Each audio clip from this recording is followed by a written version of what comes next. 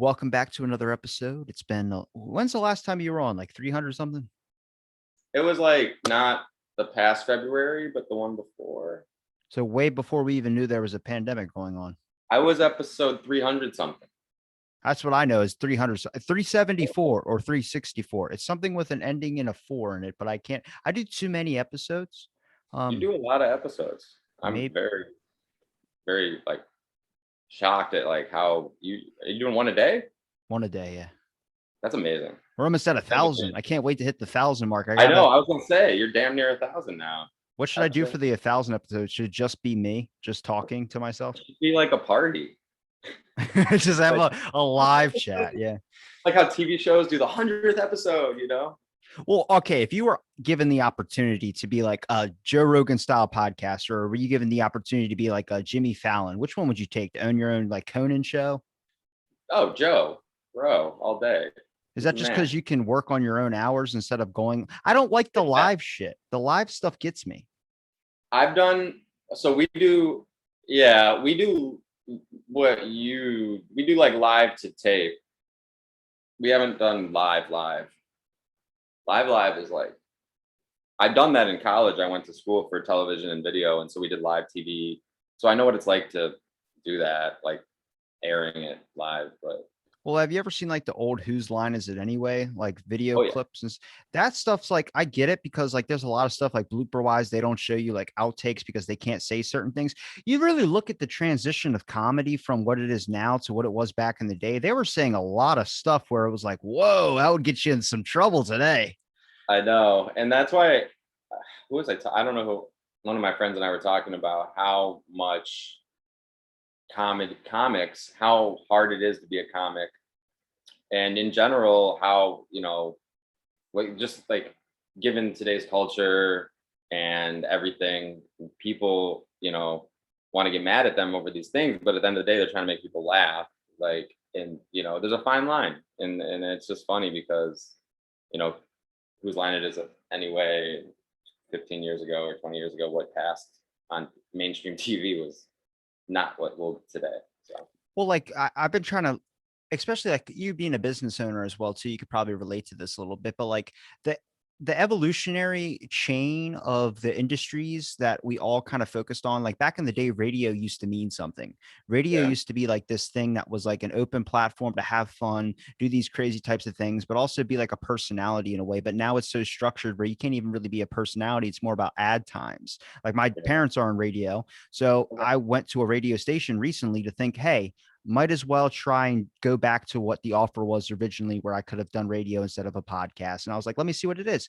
It felt like when you go to a memorial or something where you're supposed to be serious because it was a tragic event and it's remembering all the people that are gone. It's like that's what it felt like walking through the halls. I'm like, what happened? When I was a kid, I remember playing Mortal Kombat, like watching the movie and just playing around in the meeting room. He goes, yeah, man. He goes, it's really just like the essence of it is taken out. I've just been in it for 30. It's my dad. He's like, I've been in it for 30 something years. Actually, no, 40 something years now. So there's no point I wouldn't get into it if I was just going to start off. The best thing you do is build your own brand up and see where that takes you. I'm like, man, but for anybody that's starting an entrepreneurial task, I looked at so recently I checked my, there's a distribution site called Listen Notes. I don't know if you know what that is, if you ended up getting your podcast on it at all. Notes. No, I got on a bunch of those types of things. I might have missed that one. You're on Anchor, which uploads to Spotify and stuff like that. Well, I always just upload to Anchor and then do that. Well, I guess about probably around episode 400 or so, I decided to go off to another branding platform. I think this was around the time Prime Video became like pretty big. And it was Listen Notes. And apparently I put my distribution and my RSS feed in there. So it was automatically going to update my episodes. So I've been basing my analytics off of Anchor and YouTube. YouTube's coming up to like the 30,000 play mark. And then when it comes to Anchor is at like the 60,000 play mark. So I was like, oh my God, I'm so close to 100,000 plays. Listen Notes tells me, no, you have 70,000 plays on Listen Notes. I'm like, so I passed the 100,000 mark. I didn't even fucking know. And they're like, oh no, you're a top. Did you see the picture I put up? It says you're a top 1.5% out of almost 3 million. So I'm not interested in that. What I'm interested in is I was looking at how many people started a podcast at the start of the pandemic. There was over almost 1 million podcasts started in January of 2020. Wow.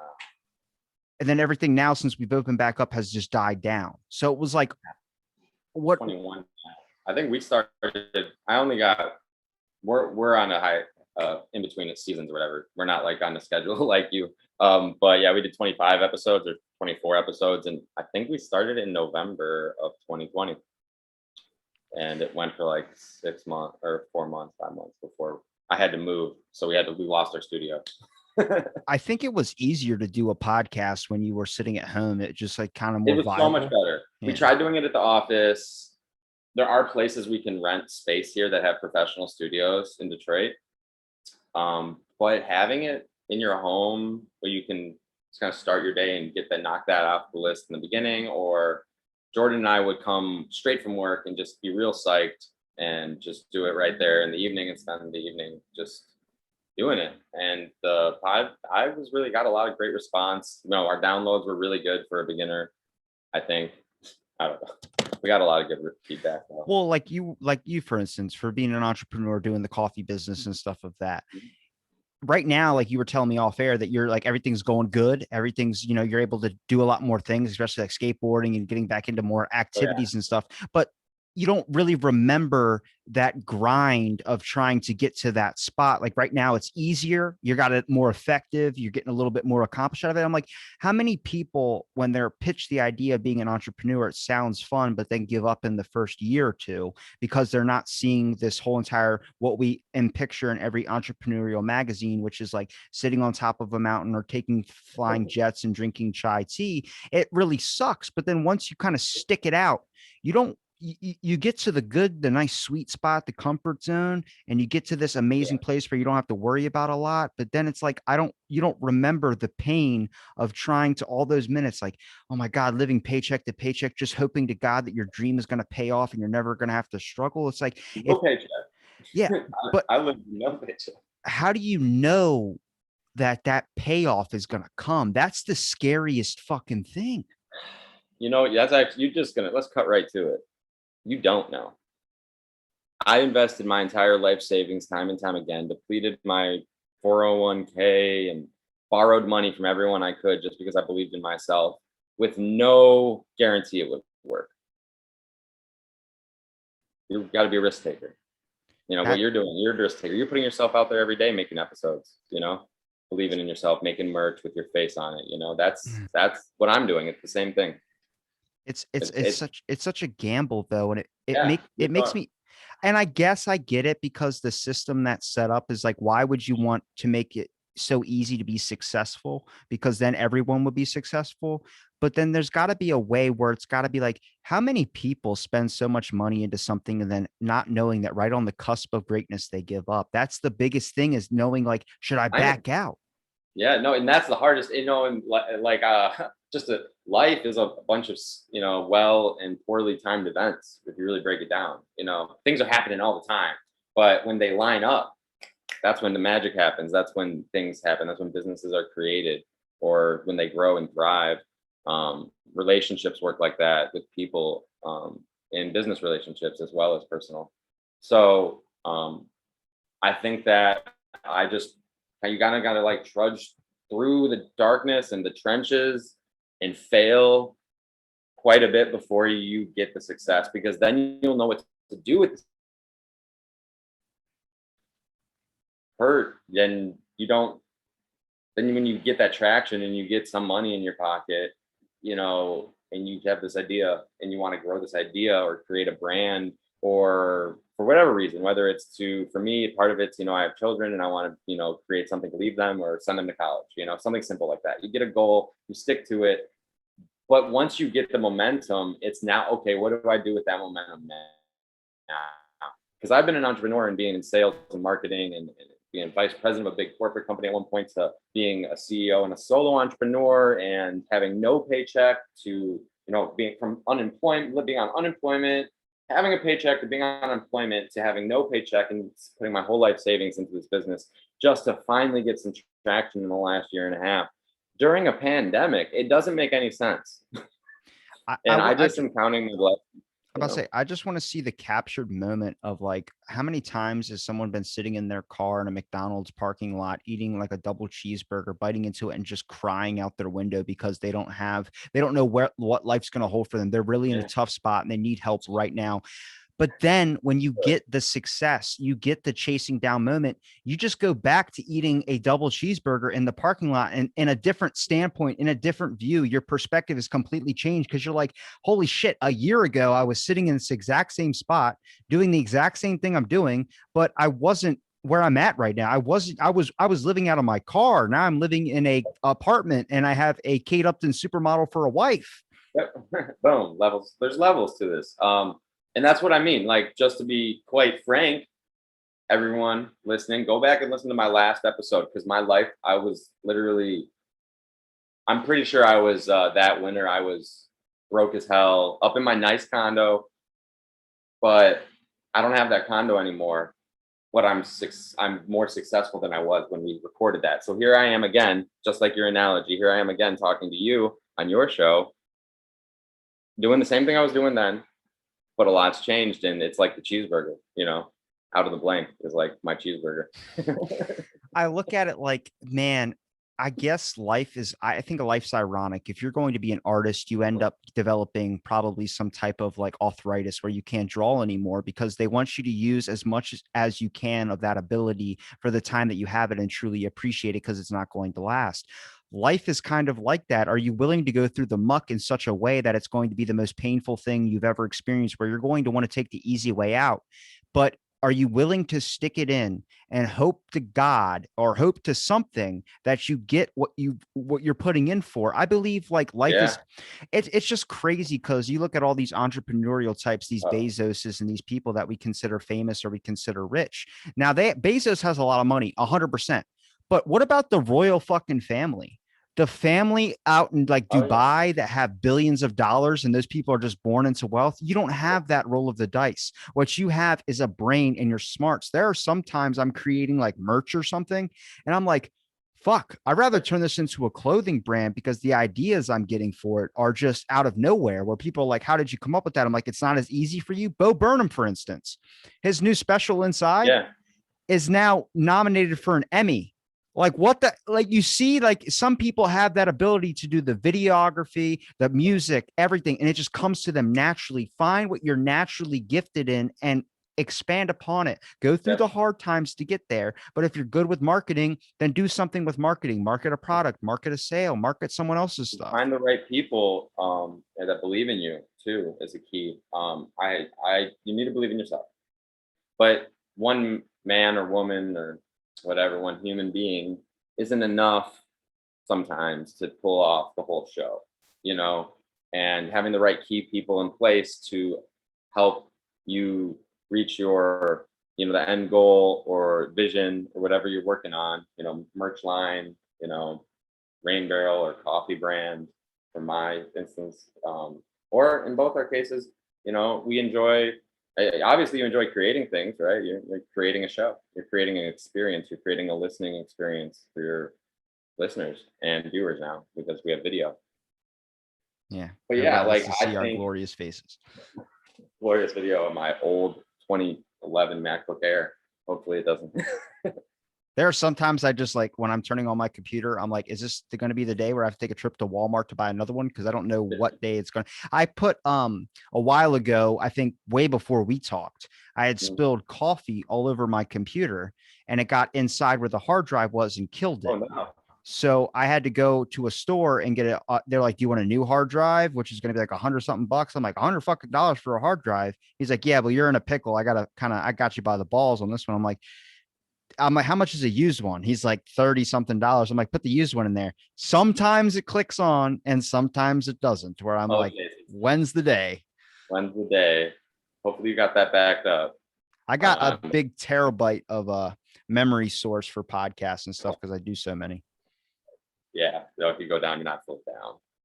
No, technology is a bitch. I've been trying to get away from it sometimes. I did go to the Upper Peninsula in Michigan, took my daughter up there and did some crazy camping with no cell service out there. Just so as things have gotten crazier, business wise in the city here in Detroit. In my life, what I'm doing in my free time too is to like reconnect.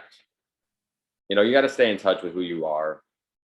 Don't lose sight of who you are, no matter how much success or how much traction or how tough your schedule is, how many days a week you need to. You got to find time to do what you love to do.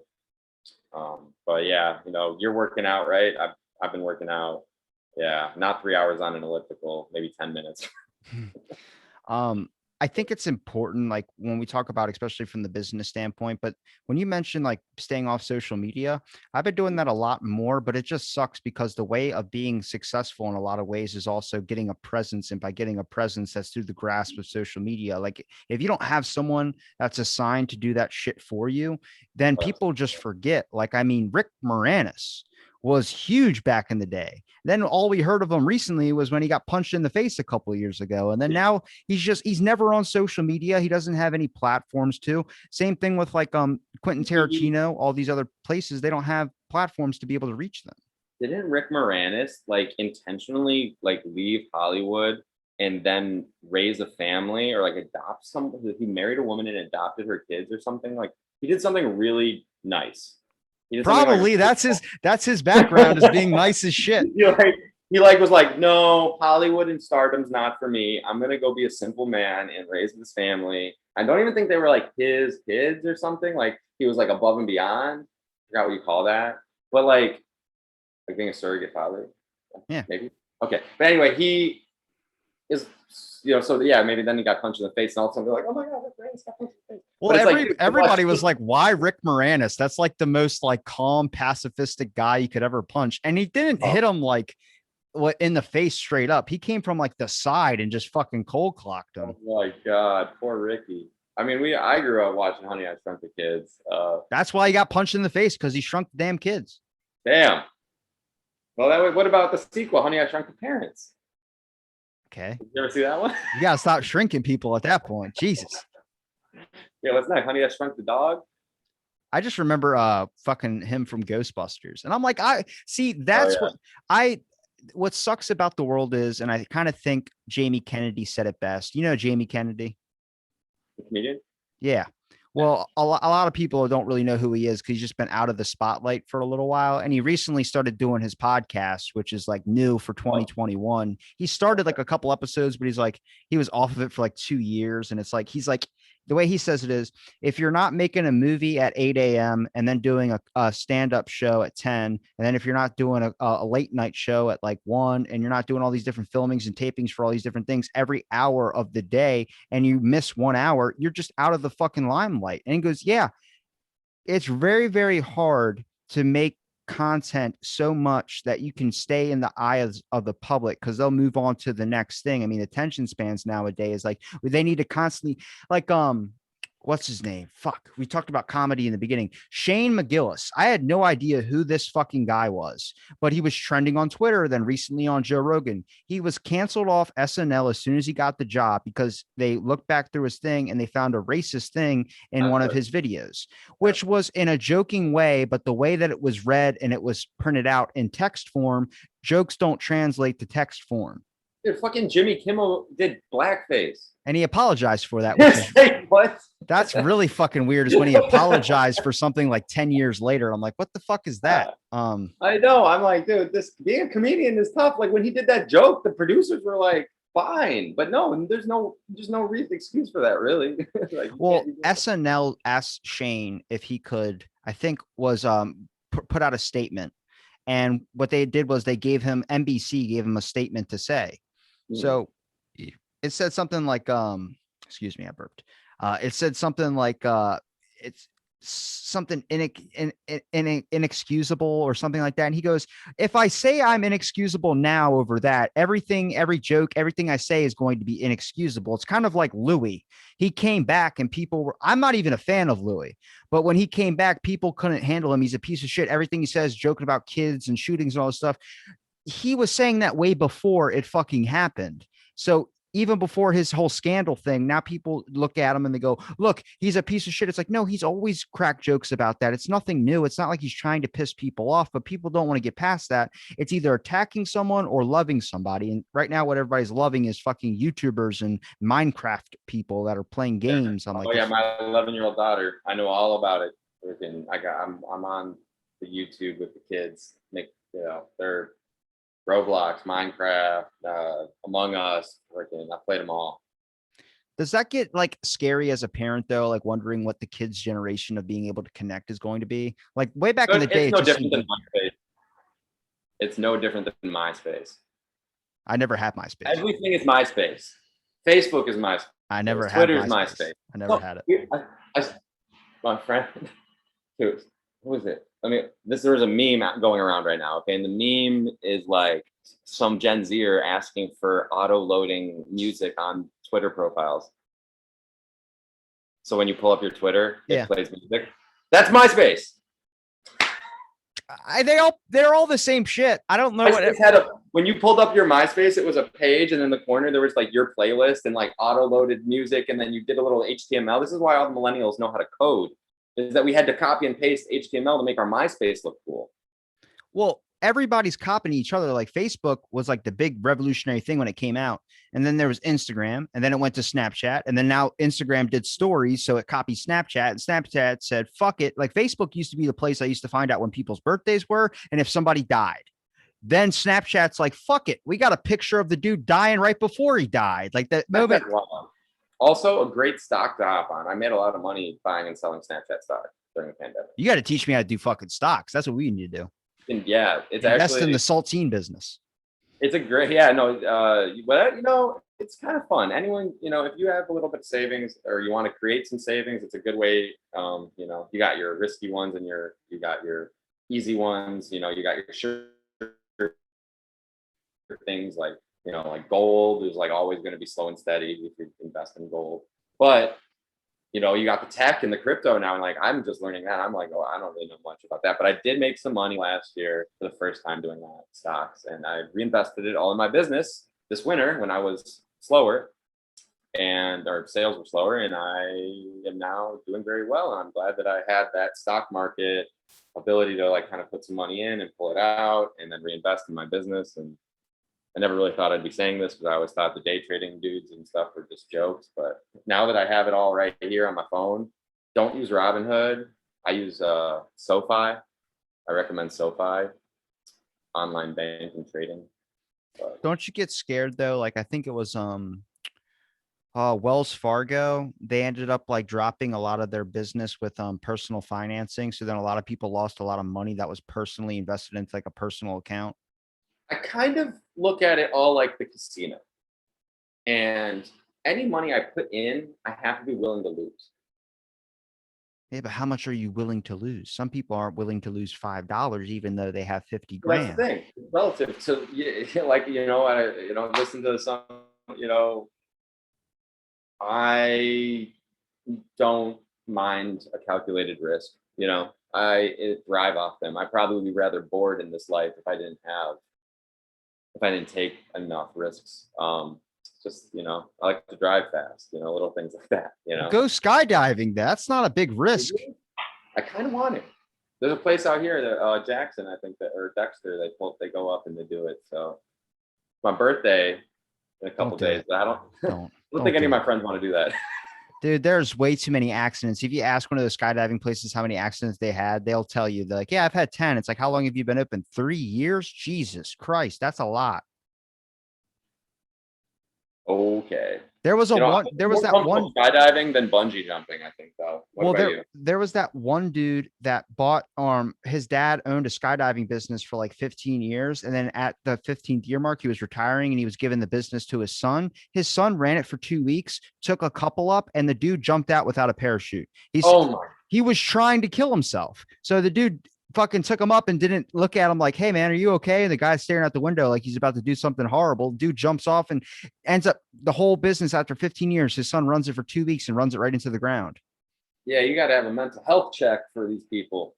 There should be mental health checks for a lot of shit we don't have. Oh my goodness, I can't believe that. But yeah, no, I would you know, they got the guy and he's strapped to you and you jump out the plane. So my biggest fear with the idea of skydiving was like, what if I freeze up, or what if I black out and I forget to pull the cord? Well, they'll do it for you if you have I someone with know. you.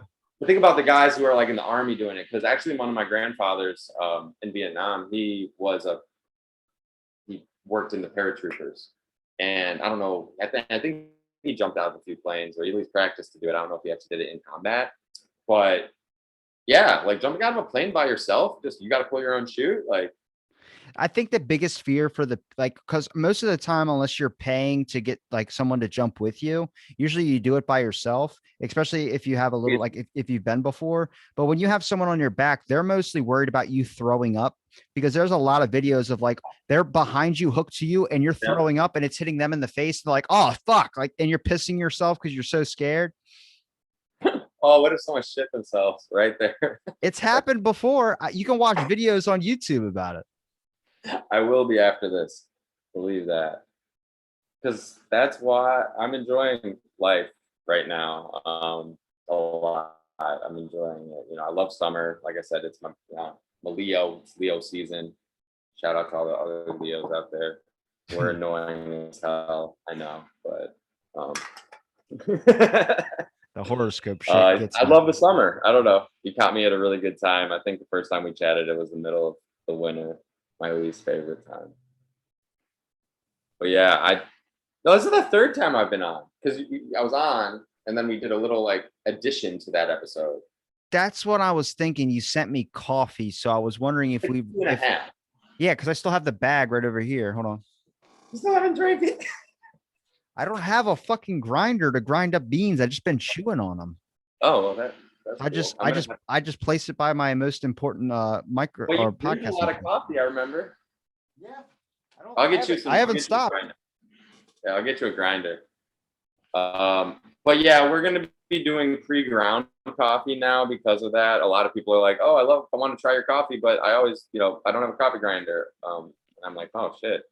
I bought a And big bag of like Starbucks from like Marshalls, like a giant bag. And I was like, $9. And I couldn't feel it because the wrapper was so thick. So I was like, this is a good price for coffee. It's like 800 cups. I got it and I went to go put it in my coffee filter.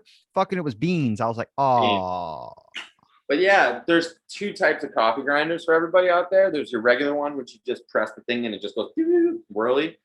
That thing sucks because it's inconsistent. But a burr grinder has like a dial, and you can like have like a coarse one for like French press, or a finer one for espresso, or medium for a pour over. So we got to get you a burr grinder. Then you can kind of do anything. That's like the game changer in coffee, I think, is getting a good grinder.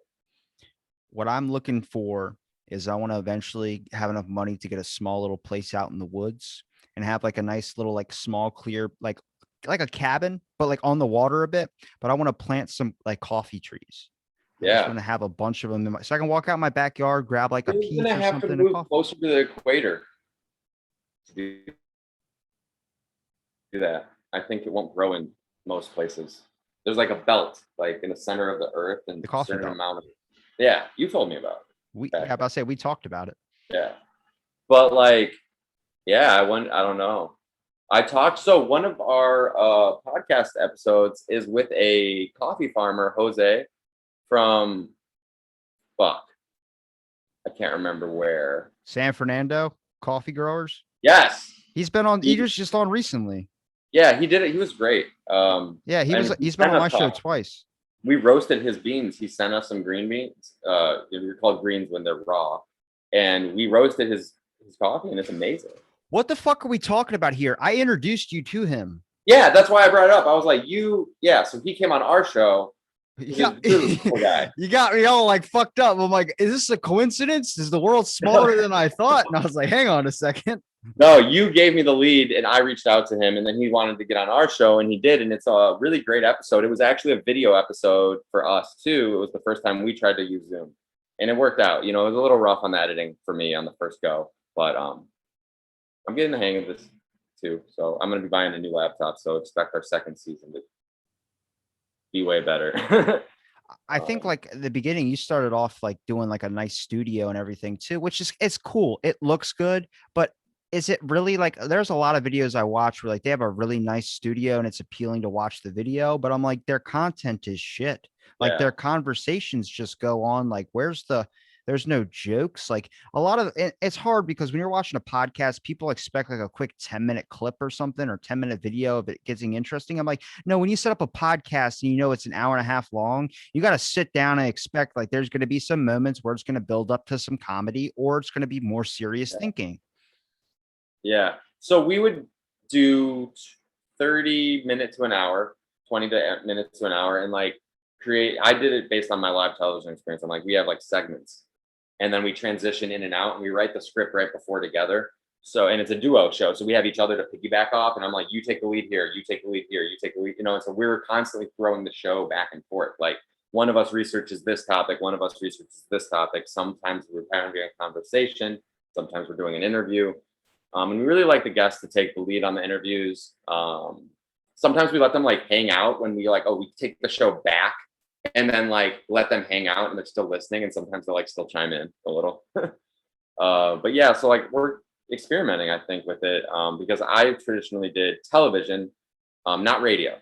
And I just, I really like broadcasting. I always wanted to do that. And then I ended up being an entrepreneur. We talked about that. And it's nice to have some creative outlet where I get to do something like that. And yeah, no, I think it's podcasts are the shit because you can do it however you want. It's like there are certain tried and true things, but like you said earlier, like which type do you want to be like? And it's like just, you're your own type, like you're one of my favorite podcasts on my Spotify playlist. It's you out of the blank and out of the blank, Joe and Stiff Socks. Have Trevor Wallace and I know who Trevor Wallace is. Yeah. he has another guy, Michael Weinstein, his co-host on their show. Hilarious guy too. I just think for some younger, I think they're like 27, mid 20s. It's hard to do comedy these days, and those guys they're doing a good job. Well, it's either you go and you do the whole PC thing and you do whatever you got to do. Like, I think comedy can punch up. I think comedy can punch down. I give you more respect if you punch it upwards because it's a harder to attack a lot of the upper stuff. But it's also funny as shit also when you punch down. People that say that that's not a thing, then you haven't heard any good comedy jokes that punch down because there's plenty of them out there. Fucking Dave Chappelle does it. Every single comedian does it. Tim Dillon is probably one of my favorite podcasts to listen to, is So because he's just ranting by himself and he takes it like his mother is schizophrenic. So he like copies a lot of that schizophrenic shit talking about like, oh, Biden is a reptile and he'll just start going off on these things. And it's just like, he's joking, but there's some people like he's saying horrible things. He got kicked out of a Airbnb because they tried to like get him to pay for stuff that was already broken in the place. They tried to play him and he was Airbnb is a scam. yeah, so he like called him out on his podcast and just shit Yeah, on him for like an hour and a half. And it's entertaining shit, but it's so hard to do a podcast by yourself. Like to be able to yeah, no, it's different. it's rare because some people need like I like to have another person to talk to, but there are plenty of times I could just start ranting and going off on my own, but it's just not as fun and appealing to me. I like getting information Yep. and me just talking to myself is not getting me any new information. I do little like IGTVs where I'm by myself and it's just me and the Gorilla Pod with the camera and I'm making coffee and talking to people and I'll do like live streams and like so I can do the solo show. I'm the like oh Jordan wouldn't do that. Like my business partner Jordan, he would not. He doesn't do like vlogging. Like I'm the vlogger or the solo content creator, but we co-host the show. And you're right, because I always wondered how you do it. Like you can run a show, but you also always are interviewing. I think you're a very talented conversationalist, linguist, and interviewer. And I took an interviewing class in college. I got to like interview a Vietnam vet for the Smithsonian database. Shit was cool, learning the techniques of like how, Barbara Walters interviewed, like their interviewing is an art. It's just so Um, hard because when you open up that door for interviews, what I've noticed is that I do conversation. I like that a lot better than just sitting there asking questions. If it leads to a question, sure. But when it yeah, like so many people, when I'm reaching out, it always ends up being like, well, what is the interview going to be like? I'm like, well, it's conversation. I don't want you going in thinking I have a list of questions, because then it's like the only person I think should get an interview is Mariah Carey. Like, yeah. Oh, Mariah. It's a yeah, lot of questions for her. yes, I have so fucking many. But at the same time, it's like, it's very, very hard. You'll start to find out, even if you can't think of questions to ask, people are more than happy to talk about themselves, and it opens up more information. You just got to pick the parts that they do. But I like the talking format of it. I Yeah, think it brings a sense of like, you have to come on the show knowing that it's just having fun. It's not going to be this thing of like trying to make you say some outrageous shit that's going to, and like everything nowadays, you'll hear it. Some people will say something and they'll be like, "Oh, I don't want that in there because it's going to make me look." I'm like, "Did you mean it that way?" No, but someone's going to take it that way. It's like, well, no, no, they're not going to if you don't feel that way. yeah. I get that. There's been a couple times on our show where I've like said something and I'm like, ooh, maybe I can't or shouldn't. I need to cut that. And I haven't. I haven't censored any of it. But I also am not. I don't feel like I offend people. I try to be very conscientious of that. The true question is, when you say something, can people tell that you have hate in your heart? If you have hate in your heart, people will be able to sort that through. But Yeah. it doesn't come off that way. So if anybody's taken from that, like the weirdest thing I've noticed about trying to get academics on my show is through all the academics. And I actually had someone who was an academic go, "I'm probably your first academic on here." I'm like, "Why are you being so closed off? Like, we're just chatting." And she's like, "Well, I'm an academic. I have to watch what I say." I was like, "I've talked to, out of the 900 episodes, I've talked to fucking 500 of them that are academics. Like, I talk to everyone. They just never look that far back in my playlist to be able to see that. Everyone only looks at like the last five." But I've You have so noticed, much variety. You have such a variety of guests. I try That's and what it's I whatever love I'm about interested it. in. Yeah, so I like randomly like kind of just go through them and I'll like pick one. I remember like you interviewed someone from England. That was what the dialect when you talk to another country sometimes. How do you deal with that with the accents? I, You ever I had someone you couldn't understand? I tend to like it, but if I get someone from Australia, I'm more than likely just going to want to make them say outrageous shit. Because what we see as offensive, they see as like normal speak. Like they'll toss the C word out like it's nothing. And I'm like, Oh yeah. "Oh, you just said that." They're like, "Yeah." Ooh. Well, yeah, because it's an explicit podcast. Also ours too. Like I like to be able to say what I want. We swear a little, we drink a little on the air, or smoke a little pot. But we're also courteous to, all people. We're not, saying anything. I feel it's not a political show. Like that's what I like to remind people. It's just like it's kind of like similar to yours. You inspired me to do this honestly because like I had such a good experience on your podcast and it was so easy going because you're just like we're having a conversation. I'm like, It's oh, this fun, doesn't. dude. It's Yeah, fun. it doesn't have to be this big thing every time. We have like like I said, we write the script right before. We have some cliff notes. We did a little research, but more or less, we're just ad libbing the whole thing and having a conversation between us for you. That's what I try and tell people. Like, your personality is a lot like mine. Like, it's just about having a good time and having fun, and also like learning a little bit, like getting engaged and just Like to so, learn.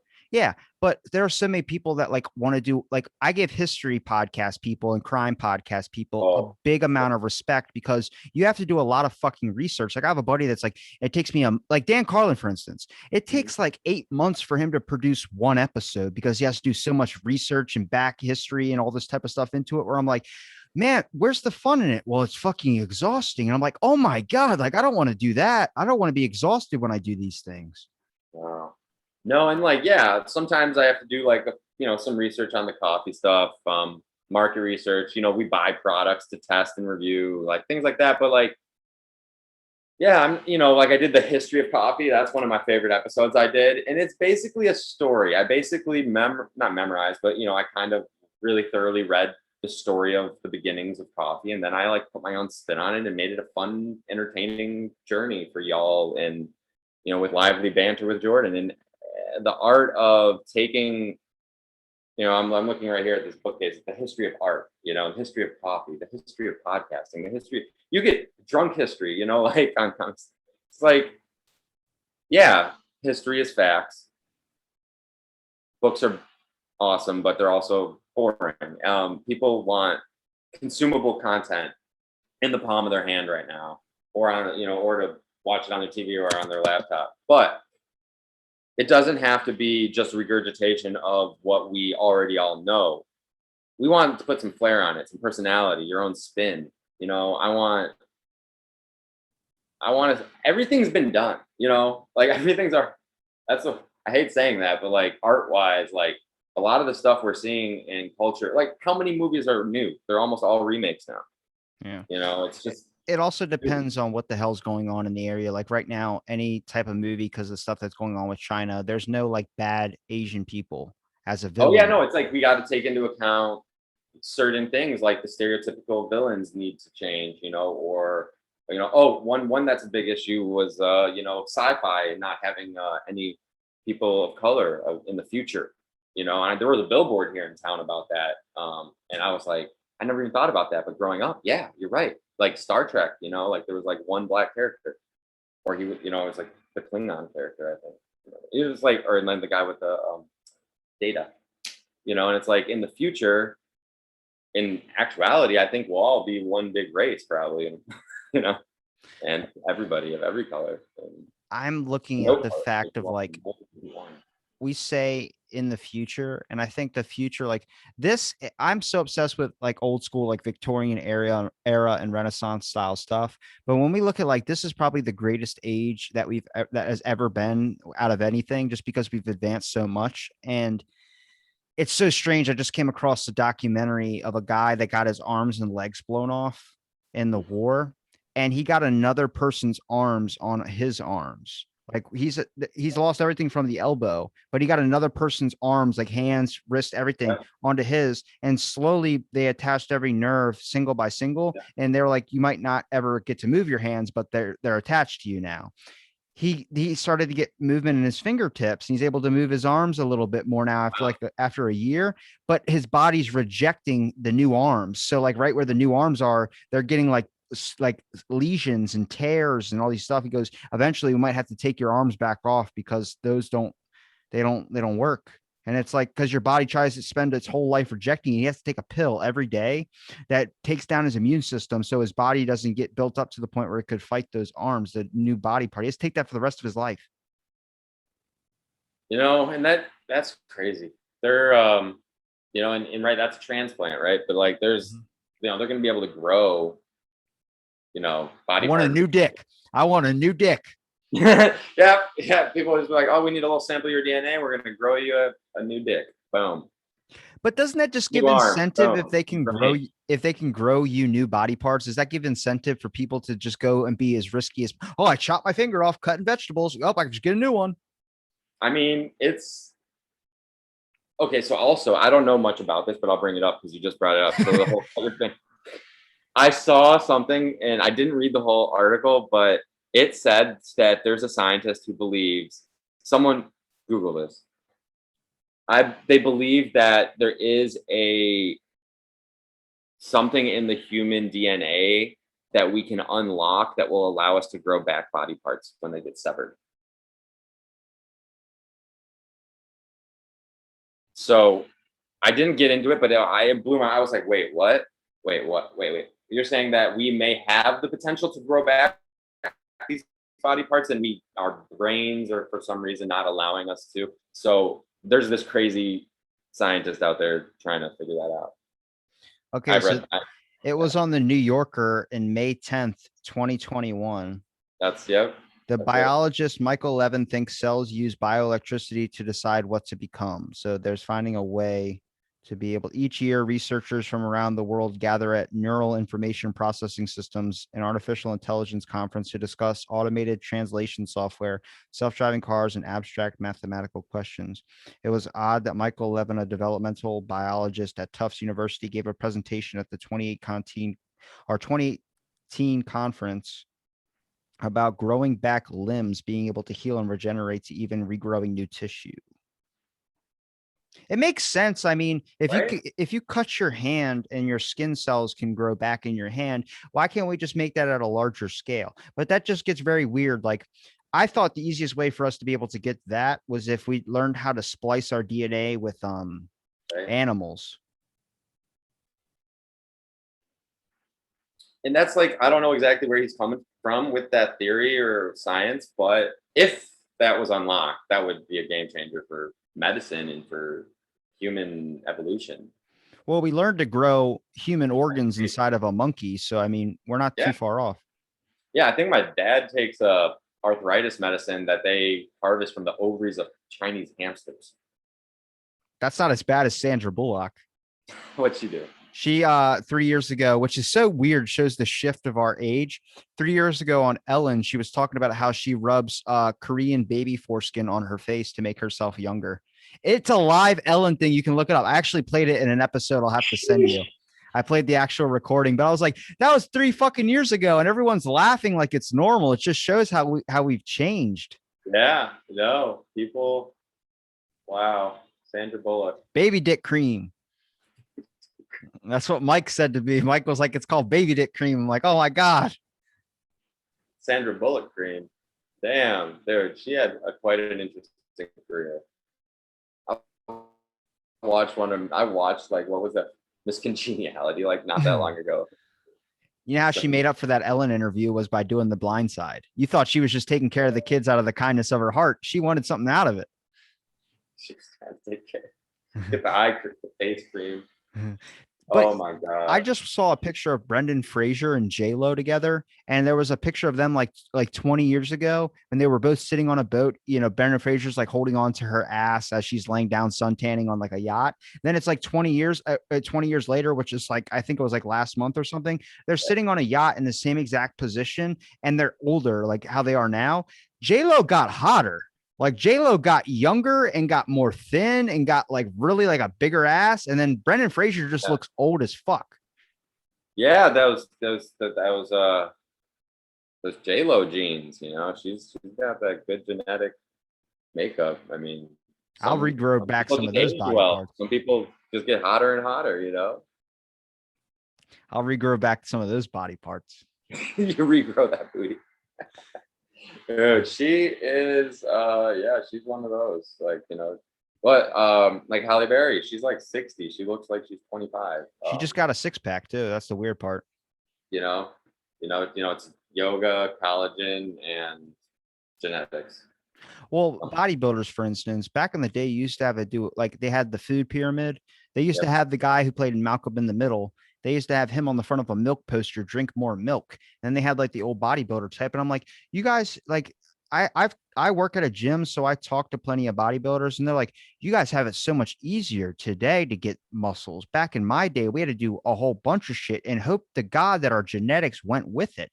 That now you just take a pill and you can like help get to that point. I'm like, yeah, eventually in the future, it'll just be an option. Like, do you want to gain weight? No. Do you want to be ripped? Okay, just click this button and have it set on you permanently, and you'll always be ripped. So what do you take any supplements for working out? Was you Besides saying- protein powder, that's it. Okay.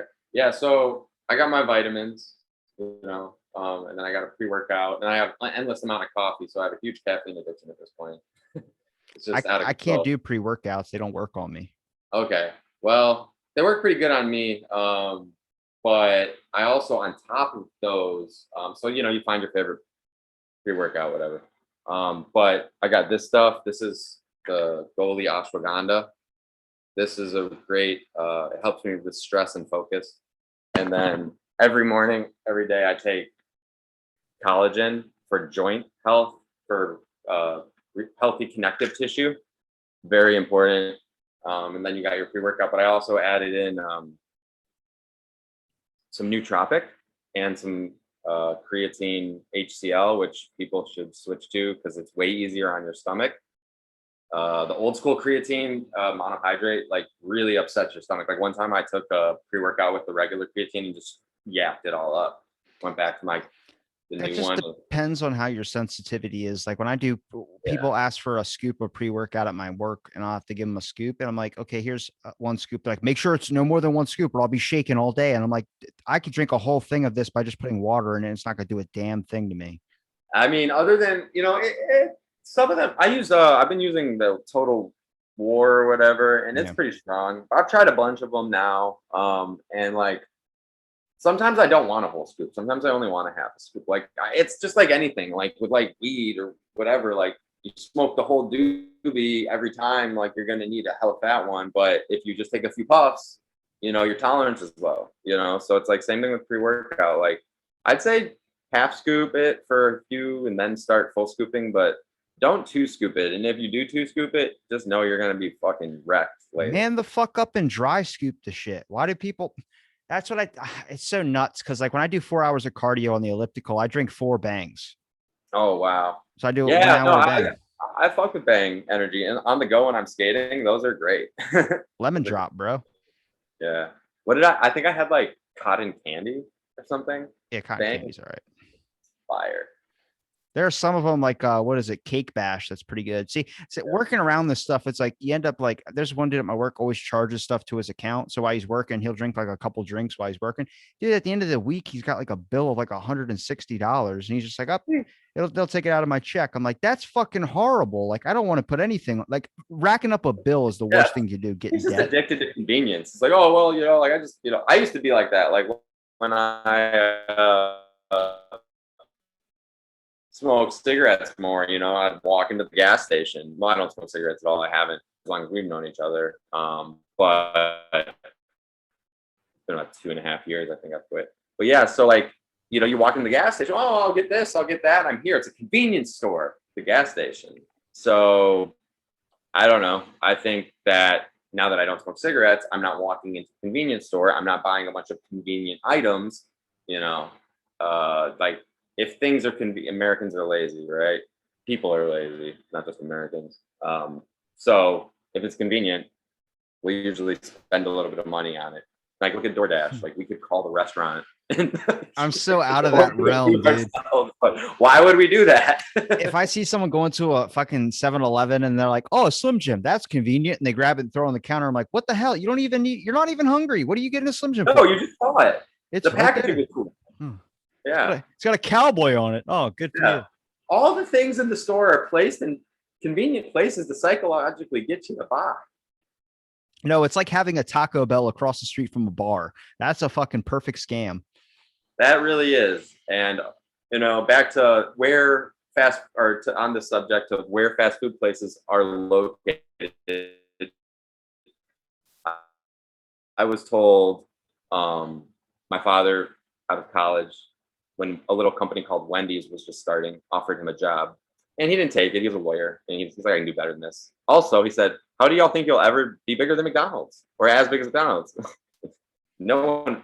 It's no one's that as good as McDonald's. Fucking sunroom they got at their restaurant. They got that outdoor or that indoor seating that's like all glass. That's like fucking weird as shit. Those old school ones, yeah. But anyway, he goes, well, can I ask you something? In the Wendy's guy's like, sure. And he's like, well, he could tell he wasn't gonna take the job, but he was like, how do you know where to put your, Wendy's? Oh, that's really easy. You just put them across the street from the McDonald's. That's how Wendy's gained market traction. They didn't do the planning. Like McDonald's would be like, we're going to put this place on this corner because it's going to generate this much revenue with the traffic, sales, and the demographic of the, the area and the amount of population. We're going to put a McDonald's here. And they got a whole department of people figuring out where to put McDonald's. But Wendy's came in and they're just like, hey, we're just going to piggyback off of McDonald's and put them. It's like Lowe's and Home Depot. Which one decided to go first, but the other one just followed them? They're always across from each other. Well, it's like when T-Mobile first started, they thought they would get the most, I guess, revenue out of just being placed in malls. Now that they're above mall places and they have more like stable places, like a Verizon has like a building for it. T-Mobile has a building for it, but everyone only associates them with malls because that's everywhere that they first saw them was in malls. Yeah, and that's crazy. I never thought about that because I have T-Mobile and I've had them for a while and watched them grow and change and stuff. But yeah. I never fret about where I'm going to find a T-Mobile store because I can always just go to the mall. Boom. Done. I like the way they think. Their CEO is apparently pretty cool. He's like done some crazy stuff. I also heard we also use FedEx, and I heard their CEO one time. FedEx. Okay, two cool things about FedEx, even though they do beat up my packages a little bit. So FedEx drivers, go easy on my packages, please, please, please. And other than that, you're awesome because so he was in Harvard, I think, and he wrote it as his thesis or whatever. And his business professor said, It'll never work. We already have the post office. Now, the post office gives FedEx mail to deliver because they can't handle their own volume. Yeah, so don't always believe your teacher if they say that your idea is crazy. It might just be crazy enough to work. That's what the Two, world strives off of, is being crazy. FedEx was going to go under at one point early on because shit's rough out here for a young business owner. His new idea disrupting a very dominated market by UPS and USPS, right? So they were not able to make payroll, and the owner took the last $5,000 to Vegas and just put it all on black, rolled it, made payroll. FedEx is still here today. FedEx, it has a link to one of the saddest episodes I think I've ever done. Oh no, I don't know. You don't have to go sad on us. Well, it was 771. My buddy was at he worked at that FedEx place that got shot up. Oh, So he that he was he rough. he missed it by 30 minutes. He was picking up his son that My was God, you working that missed night. it. Yeah, so he talked about the whole layout of everything. He knew the people that lost their lives and everything. It was a whole entire, like, we spent that whole episode talking about it. It was crazy because, That was recent. That was like not that long ago. when I heard about it, I was like, oh my God. And I just knew, I linked FedEx to him. I didn't know that's where he lived at or where he went to work at. And I texted him and he was like, yeah. And he's like, let's do a podcast. I'll tell you about some stuff. And we started going into it.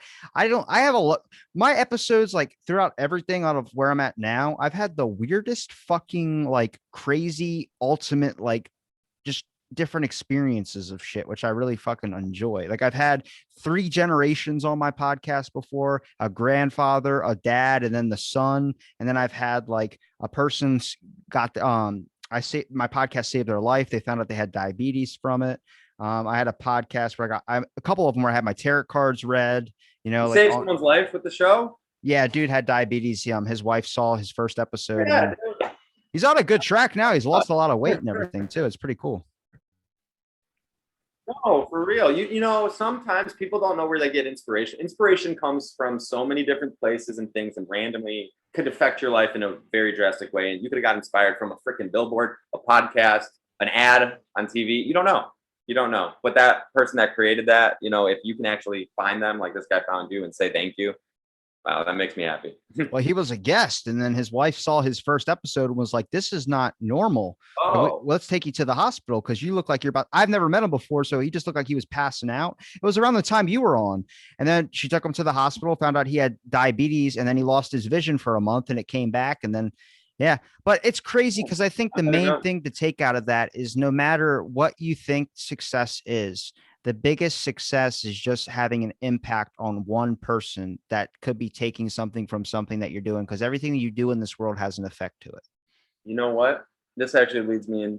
That's beautiful, because in between the last time I was on your show, I had something happen that I don't talk about a lot, but I guess I'll open up about. I almost died.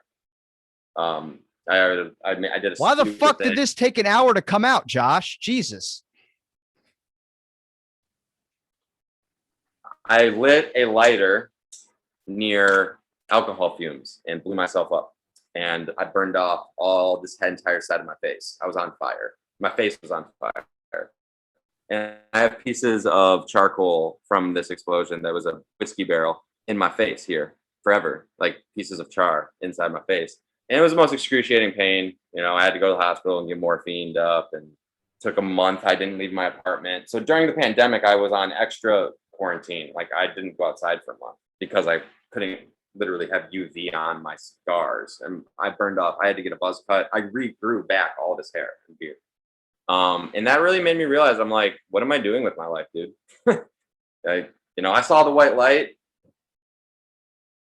came back into my body. My friend drove me to the ER. It was on my daughter's birthday, missed her birthday. But I changed. Something in me changed. Like, I don't know actually how to put it, but I get what you're saying. Like, if that barrel hadn't blown up, like, I realized that my impact was, or what I needed to, like, kind of focus again. Like, help me focus on the things that are important. And really, like, kind of like go for the things I want, and not stress so much about, what people think about you, or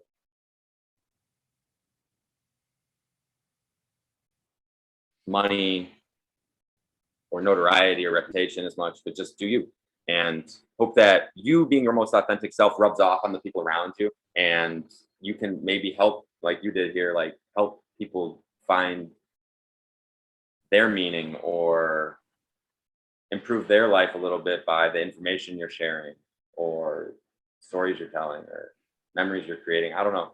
My business, with the coffee and the rainwater harvesting from Pop Coffee and my rain barrel, both of them have a feel good component where we're providing an organic coffee or we're providing a sustainable practice for you to lower your carbon footprint or live a healthier lifestyle. So at a bare minimum, it's helping people, but I want to do more than that. I don't want to just be like, oh, I made the sale, I'm done. So next weekend I'll be out in the North End in Detroit doing a block club, vending, getting on the ground, working with nonprofits all over the Great Lakes here. You know, on the podcast like you're doing, I think that part of the coffee company is the podcast at this point because we're trying to take the stigma of third wave coffee and then like the coffee that you like see at Marshall's and like kind of like bridge the gap for the everyday man and the fancy aficionado of coffee and espresso. So like we can all coexist in a way where I just don't like how coffee is so much about the prestige when really it's a drink that we all drink, and then we're just trying to fancy it up. Now, yes, like the temperature of the water matters, the integrity of the farmers and the beans matters, and the grind and the gear that you use. But you can make a damn good cup of coffee with a $10 Mr. Coffee from Walmart. We did on the show. Or actually, we didn't on the show. But we bought a $10 coffee maker just to prove that to ourselves that it's not, you don't need you could spend $1,000 on your coffee setup easy on the counter in the kitchen, or you can spend 100. We have an episode that talks about how to spend $100 to get a professional pour over setup. Boom, done. You don't even need a grinder. You could you could borrow the one from the grocery store when you buy your beans. Like you could buy whole beans if you bought them at a grocery store or food co-op, and they have the grinder right there in the aisle. You to grind your beans to your favorite preference. So I just think people sometimes don't try because they think something's out of reach or they're like, oh, I'm not into that. And it's like, well, you don't know until you try, I've been trying to limit my coffee consumption a little bit too, because I Well, don't know. It's just forever. with digestive issues, it gets to a point where it's like, okay, it's going to be a little bit hard on your stomach some days where you have like a hot coffee all the time. You start becoming super addicted to it too. Yeah, we need to get you. So I need to get you a grinder. I need you to drink some of our coffee. One of the main reasons that I started a coffee company was that I was sick of having an upset stomach from drinking coffee, even when it was fancy and I paid $5 a cup.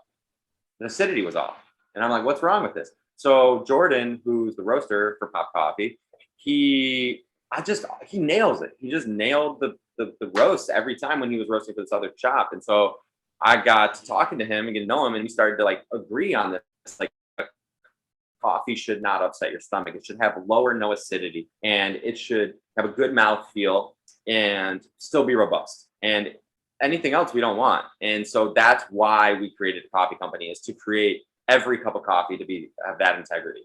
And so nothing we do has a dark roast or a light roast. They're all medium. They're shades. I say shades of medium. Medium light, medium, and medium plus. But they're all medium. And that way, someone like you or I who might be sensitive, you don't have a sensitive stomach. I believe yours is probably a little more than mine, within your stories. But you also drink more coffee than I do, I think. I drink a lot. You drink like a whole pot, right? Yeah, but that's just before bed. I can kill 2 in a day if I'm really feeling I'm it. like 1 pot a day now. I won't do it though if I'm doing a podcast all day. Like if I'm doing podcasts all day, I won't. And if I have work, I won't do it until I get home, because the state it puts me in after I drink a cup is I need to be sitting down and lying down. Like I can't drink the coffee and go out and do things. I need to relax. You do coffee naps? Have you ever just like drink coffee and fallen asleep? Yeah, we talked about it on your first episode. Is you get more energy when you wake up. Still a big fan of them. Still do them all the time. I think I did one yesterday. Woke up so rejuvenated from it. Ready for the day. A good coffee nap will just get you supercharged. What's even better is a whiskey nap. A whiskey nap when you wake up, you're like, I don't give a fuck about anything. Oh yeah, no, I love my whiskey. We're you know, on that note, I cannot find a good whiskey. Or no, there's this new thing where like everything whiskey barrel wine, red wine, whiskey barrel, infused coffee, or whatever, flavor wise, people are doing it a lot. Bourbon barrel coffee is disgusting. I have tried it from multiple places. They take the beans and then they age them in the barrel with the residue of the whiskey, and it's like the beans are a little sticky, and I don't know. I like pouring a shot of whiskey in my coffee. Do you want to know my But recipe? what's that? My recipe is you can take peanut butter whiskey and put it in a blender, like half of it in a blender, and then take a little bit of A&W root beer, pour half of that in there, and then put ice in it and make a Slurpee out of it like I do and drink it all day like a man. Oh my God. Wow. I So took it. told I me- look, I tweeted Screwball that. Screwball liked it, retweeted it, and then on their website put the recipe up there and did not give me credit. And I said, okay, fuck you. Oh wow, those motherfuckers. Why did they not give you credit? Because you told me to make a peanut butter whiskey Screwball root beer float, and we did it, but we did it a traditional root beer float, not a slushy, not a blender. I always do a slushy, man. I like it because you don't drink it too fast. mean, And next thing you know, you're halfway down and you're like, oh God, I'm actually hammered. I'm gonna send you. I made a pretty good little TikTok for. I think you did send me it. Yeah, it's kind of fun. I also got pretty drunk on them, and my buddy. It's funny because my buddy walks out the liquor store. He's visiting from LA, and he's he'd probably be a good guy to be on your show. He's a Steadicam operator in LA. We tried to get your one roasting buddy on, but that never happened. So if you want to shoot him my details, you know where to find me. Yeah, he still wants to come on the show, and actually, he's a pretty. We're a lot different types of guys for being business partners. Well, I like you, so I might not like him. You know what I mean? I know he's a much more. He's from northern Michigan. He's like got that like laid back woodsman. He's a normal. He's a lot like me. He's a younger cat too. What? How old are you? You're like 24. I'm 23. Well, yeah, he's 24. So y'all probably have a great competition. I got about a decade on you. Well, Josh. Not to disclose my whole age. Actually, I have it. Yep, you're 33. You're 33. Yep. Yes. There we go. Where can people find you, find your podcast when it does come back, and anywhere they can find some of your coffee? I was going to say amazing coffee, but I have not tried it since I don't have a blender to blend up the beans. We're going to get you a grinder, but you can find us all over. So yeah, let's start Pop Coffee, POP, Coffee Roasters, Pop Coffee Roasters on YouTube, Spotify, Google, and everything else, Anchor, whatever podcast you want to listen to. I'm going to try to do that Amazon one you're talking about too. But yeah, watch it on YouTube, please. Because we put a lot of work into the videos for the second half of the season. We went video, and season 2 will be all video. So subscribe on the YouTube and listen on the Spotify. Also, My Rain Barrel is the other brand we talk about that I do. But if you have a garden or you know anyone who likes to do gardening, organic gardening, you have mom, dad, anyone, you want to gift someone a rainwater harvesting barrel, find us. It's MI for Michigan, MI, but pronounce my, play on words, my little coin thing. Both my brands have funny little names like that. My Rain Barrel. Because once you buy it, it's your rain barrel, and you go to your neighbor and you're like, hey, look at my rain barrel. And then you're like, that guy got me. And you said fucking name. And Pop Coffee is Pour Over Perfection. So both of them have a cute little name. They're great brands. I love what I do. I hope you guys can check us out and support one of the brands. And there's more to come. I got a few in the incubator. We got some new stuff on the way. Well, I make sure I link it all in the description. For listening to this episode of Out of the Blank podcast.